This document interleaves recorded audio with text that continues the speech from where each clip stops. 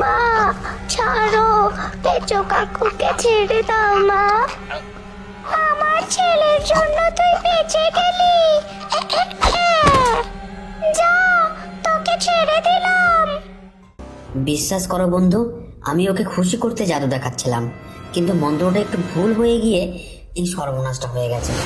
ওই ব্যাংকটাই আসলে তোমার বল্টু। ডাইনি এই কথা শুনতেই রেগে গিয়ে পেচোভূতের গলা টিপে ধরল। আমি তোকে আমার ছেলেকে পাহারা দিতে বলেছিলাম, আর তুই নিজে ওর এই অবস্থা করে দিলি। আজ তোকে আমি ছাড়বো না। বন্ধু, সাধারণ ওষুধে বা জাদুতে কাজ হবে না। বল্টুকে আবার আগের মতো করতে গেলে আমাদের এই জঙ্গলের পাশের গ্রামে যেতে হবে। সেখানে এমন কি আছে যা আমার বল্টুকে ব্যাংক থেকে পুনরায় ছেলেতে ফিরিয়ে আনতে পারবো?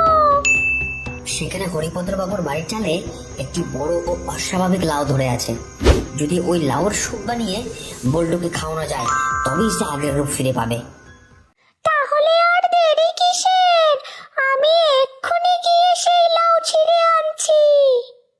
দাঁড়াও বন্ধু, কাজটাও তো সহজ নয়। হরিপদ্র বাবুর বাড়িতে টমি নামে এক ভয়ঙ্কর কুকুর আছে। সে দিন রাত ওই লাউ পাহারা দেয়। কি কুকুর? তুই জানিস না ভূতেদের চিরকালের শত্রু হলো কুকুর? তুই অন্য কিছু উপায় বল, ওই লাউ আনার প্ল্যানটা বাদ দে। আর কোনো উপায় নেই। ওই মন্ত্রের বাঁধন একমাত্র ওই লাউর স্যুপ থেকেই কাটবে, নইলে বল্টু সারা জীবন ব্যাং হয়ে থাকবে।